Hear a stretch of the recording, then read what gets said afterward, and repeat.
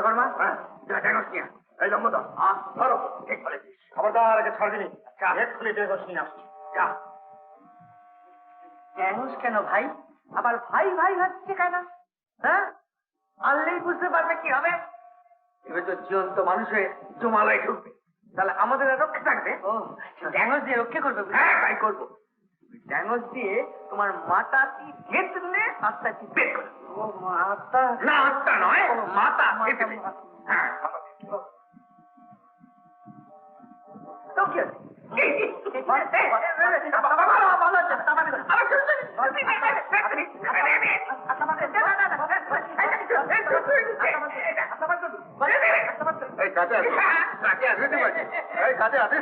মরে যাবো, হেঁটে ফেলবো, হেঁটে ফেলবো।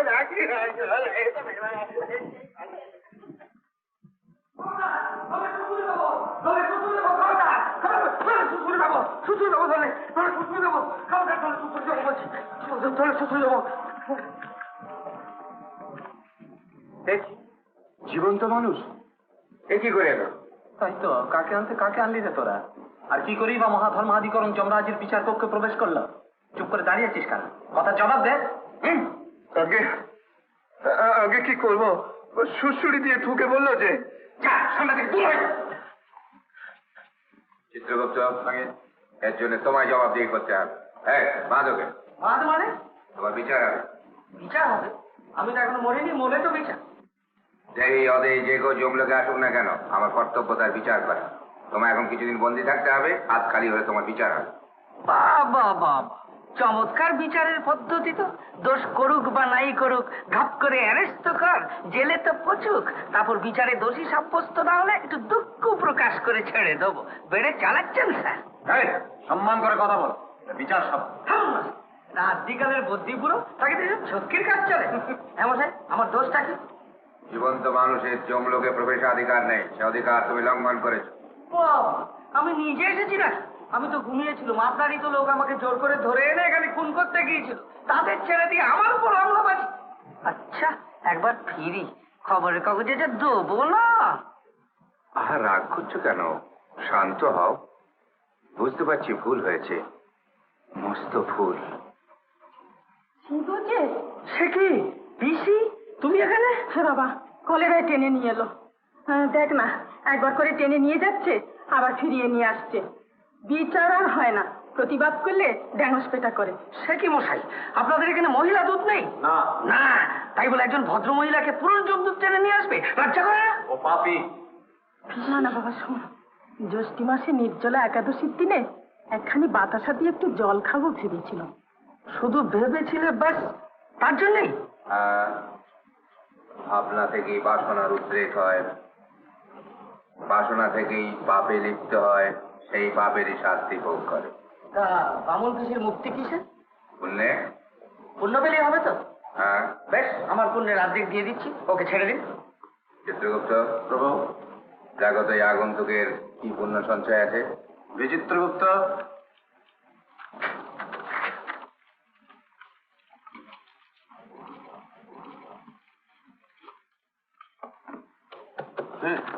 এই সংখ্যার জামটা খাতে ফেল যাকে।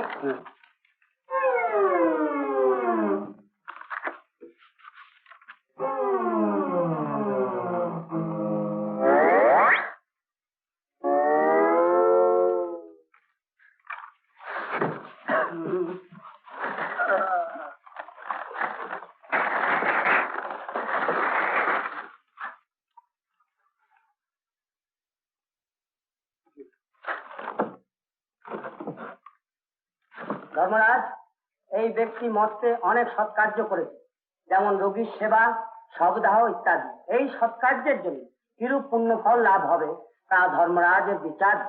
ব্রাহ্মণ সন্তান হয়ে জাত ও জাতের সদ্দাহ করায় পুণ্যর্জন। কি আর বাচিনের মতন বলছো বিচিত্রগুপ্ত?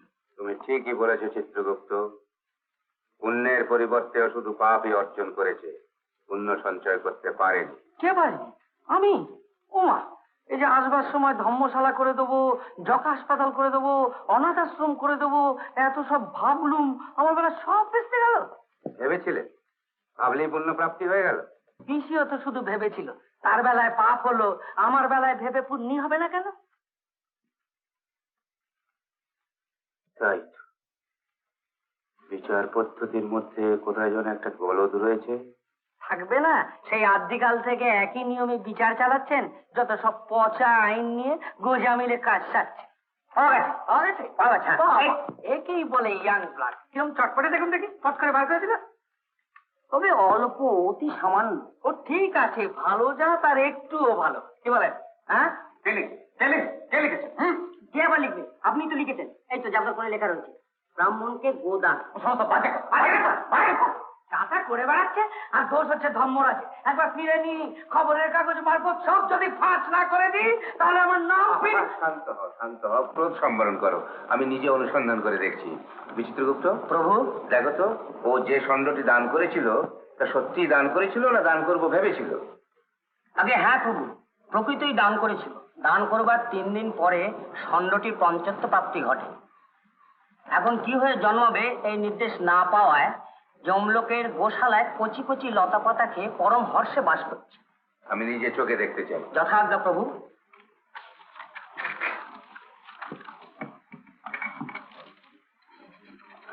এই সংখ্যার ষণ্ঢটি আনো। তুমি কিচ্ছু ভেবো না পিসি, ষাঁড় এলেই তুমি ছাড়ান পাবে। আরে সার সার করছিস, কোন সার রে? আমার ভোলা, সেই যে মধু ঠাকুরকে দিয়ে এসেছিল। ও আহ, সেটা তোর সঙ্গেই মরে গেছে রে। আচ্ছা পিসি, মাধুরীকে এখানে দেখেছো? না, তবে শুনেছি এই লোকের ভোগ সেরে অন্য লোকে চলে গেছে। অন্য লোকে চলে গেছে? তাহলে তো আমাকেও এই লোক সে লোক খুঁজে দেখতে হবে। আচ্ছা পিসি, ষাঁড় এলেই তো তুমি ছাড়ান পাচ্ছ। মাধুরীর সঙ্গে যদি দেখা হয় তাকে বলো যে আমি এসে গেছি, শিগগিরই তার সঙ্গে দেখা করো। নিশ্চয়ই বলবো। এই সেই ষাঁড়? হ্যাঁ প্রভু।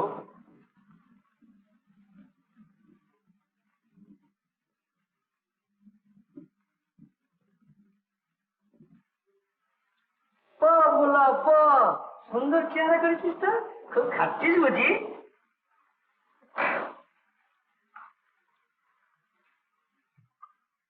স্যার, তাহলে আমার পুণ্যের অর্ধেক নিয়ে পিসিকে মুক্তি দেওয়া হোক।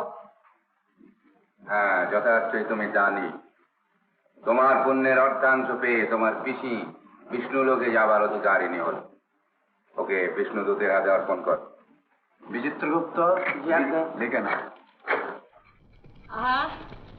চলি বাবা, তবে আমি যাই। হ্যাঁ মাধুরী। শোনো, ভ্রান্তিবশত তোমাকে এখানে আনা হলো, তোমার কৃতকর্মের ফল তোমাকে ভোগ করতেই হবে। তার মানে এই না, না মরেই ভোগ? হ্যাঁ, জীবিতই হও আর মৃতই হও, যমলোকের বিধান তোমায় মানতেই হবে। তবে যেহেতু আমার নিয়োজিত দূত ভ্রমবশত তোমাকে এখানে নিয়ে এসেছে, একটা সুযোগ তুমি পেতে পারো। বেছে নাও, আগে পুণ্য ভোগ করবে না পাপের শাস্তি গ্রহণ করবে। পাপের শাস্তি? সে তো শুনছি ভয়ানক ব্যাপার, ভীষণ লাগবে। আচ্ছা মশাই, আপনাদের এখানে পুণ্যের ফলভোগটা কিরকম? এই যমলোকের যাবতীয় সুখ স্বাচ্ছন্দ্য পরম পরিতোষে উপভোগ করতে পারবে। যেখানে ইচ্ছা পরমানন্দে বিচরণ করতে পারবে। যেখানে ইচ্ছে মানে যে কোনো লোকে যেতে পারবো? না না, বিশেষ ক্ষেত্র বলে তোমার গতিবিধি এই যমলোকেই থাকবে সীমাবদ্ধ। খুব পুণ্য দিলেন মশাই, এত কাছে এসে ভগবানকে দেখতে পাবো না? শুনেছি তো পুণ্য থাকলেই তাকে পাওয়া যায়। বিরক্ত করো না, সামান্য পুণ্য বলে তাকে পাওয়া যায় না মূর্খ। বলো, আগে পুণ্য ভোগ করবে না? না না না, পুণ্য, ওই পুণ্যই আগে ভোগ করবো। কিন্তু কথা হচ্ছে যে এত বড় জমলোকটা কি আমি পায়ে হেঁটে বেড়াবো নাকি? সে কিন্তু আমি পারবো না। যদি পদব্রজে না হয়, তুমি তোমার ষণ্ঢের পৃষ্ঠে আরোহণ করে যথেচ্ছা ভ্রমণ করো। কিন্তু ও তো আবার এখন স্বর্গের ষাঁড়, আমার কথা শুনবে কি? আমার আদেশে ব্যতিক্রম হবে না, তুমি যা বলবে তাই শুনবে। এই যমলোকে একমাত্র তোমারই আজ্ঞাবহ হয়ে থাকবে। তাই হবে? আমি যদি ওকে বলি শ্রী বিষ্ণু মানে ভগবানের কাছে নিয়ে যেতে, তাই হবে? বারবার বিরক্ত করো না। জড়দেহীরা যথেচ্ছা গমনের অধিকারী হতে পারে না। সে অধিকার দিতে পারেন একমাত্র স্বয়ং ভগবান শ্রীবিষ্ণু। ও আচ্ছা, তাহলে পরীক্ষা করেই দেখি আমার কথা শোনে কি না।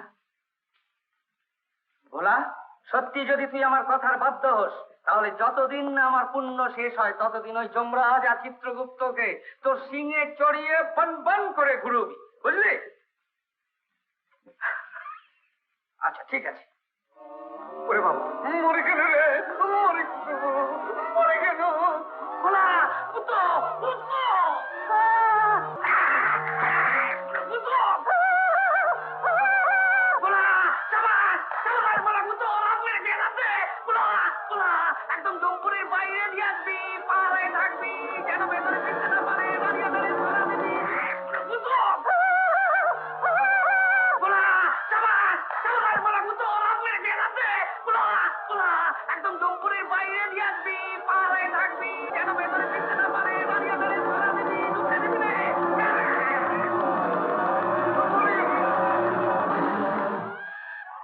যেতে দেবে না।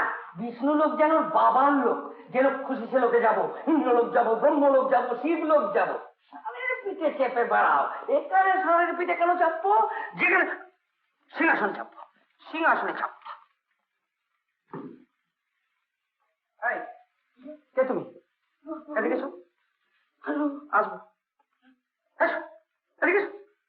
হ্যাঁ, ওকে। কাঁদছো কেন? না না, তোমাকে গুতাবে না। তোমার নাম কি? চিত্রগুপ্ত। তোমার কোনো ভয় নেই, এখনো কাঁদছো কেন? কতদিন চাকরি করছো কেন? 2 কোটি 53 লক্ষ 20,000 6 মাস আর যে কদিন খুঁজলো ও, এখনো চাকরি পাকা হয়নি। এখনো পাকনি? না। সব জায়গাতেই এক ব্যবস্থা। তোমার উপর তো ভীষণ অত্যাচার হয়েছে। এই বুড়ো বুঝি শুধু চাকরির মেয়াদ বাড়িয়ে নিচ্ছিল। অনেক দিনের স্বাদ। স্বাদ মিটিয়ে নাও। যতদিন আমি এখানে পুণ্যভোগ করব ততদিন তুমি আমার প্রধান মুন্সি। এখানকার আইন কানুন সমস্ত পাল্টে সেজে দিয়ে যাও। যাও, বসো। আপনার জয় হোক। হ্যাঁ, বসো।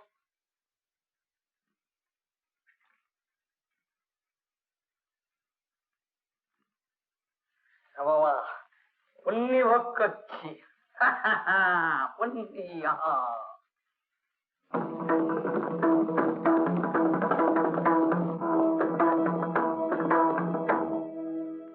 মনরে চলো মনয়ানন্দ মনরে চলো মনয়ানন্দ জপ গোবিন্দ পদারবিন্দ জপ গোবিন্দ। এমন আরো অনেক ভিডিও দেখতে এই চ্যানেলটি সাবস্ক্রাইব করে নিন এবং পাশের বেল আইকনটি প্রেস করে দিন।